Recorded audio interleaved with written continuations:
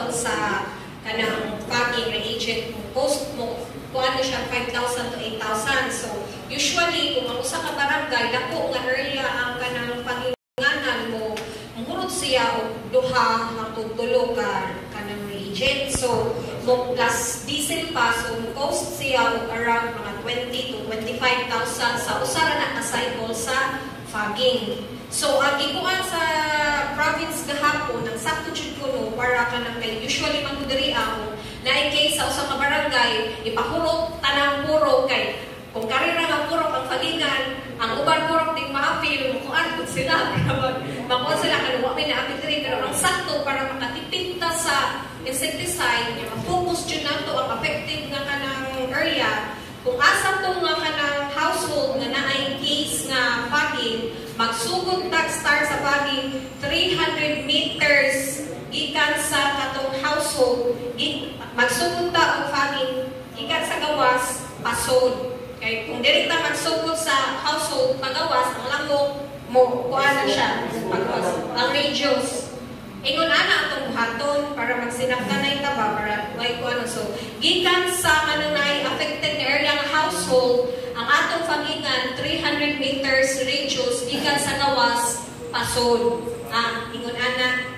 So onya kuan second cycle jud ta regardless kung mo ubos or mutaas. Kung mutaas pa jud gani maayo patag third cycle. So 1 week in third one na siya. So para to siya. Napay additional savings. Okay. So nalapay na lumag ang hangyo na mo sa mga barangay no during sa fogging is di ba inyong i-deploy inyong mga barangay tanod o BHW. So kaning sa pagtutuan usa ka magsugod or naka-schedule mo fogging, i-identify na ninyo daan kung asa itong mga balaya na naay na-positive. So, example, ang kahapon ang kung isugod ng sunod, no, ang katong inatong mapamahagi sa barangay Bungaw. So, i-identify ninyo daan para makaibaw na ta, asa ka magsugod, di ba, pasugod.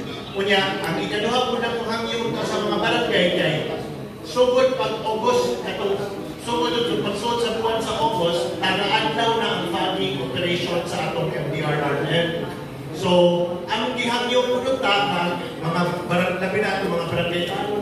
barangay workers nga kung naay kahibaw mo fogging or naay makatabang naman kung kanang mag-alsa-alsa gani sa mga tao kay ang atong mga tao gabi lang nasa MDRRM kada adlaw na sila exposed sa chemical sa fogging, which is dili po healthy, no? So, even actually, kanang fogging nila ninyo during off days na nila, day off na nila, hindi man po na po mabiyan ng duty responde. So, muna nga, mas maayo nga i-target to na po niya, atong tabangan o pasabot sa kanang mga lumulubyo sa atong barangay, nga ipasabot na ito nga, kanang fogging, dito na kinanglan hukpon ang timong barangay. Kaya na may mga barangay na kung itawag ka adson sa bisag wajoy insidente sa linggi dito, reklamo man lagi ang mga kuan, so mapugos tao at to sayang sa chemical, sayang sa gasolina, kay pasabto na muna sa usa ka fogging adlaw ha, naa sa mga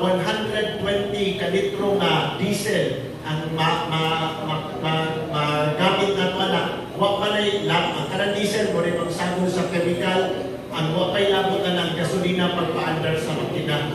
So, pag tinabangay lang tantanan ko niya, ang search and destroy, ang buwan ko na yung race, diba? Dapat ang search and destroy mo hitabo 2 days, dili mo lapas 3 days, usa ka mag-fogging. Kay why pulos ang atong pag-fogging o search and destroy na to, dili permanente, o sa lagyo ko, labi na kung mag-fogging ta sa area.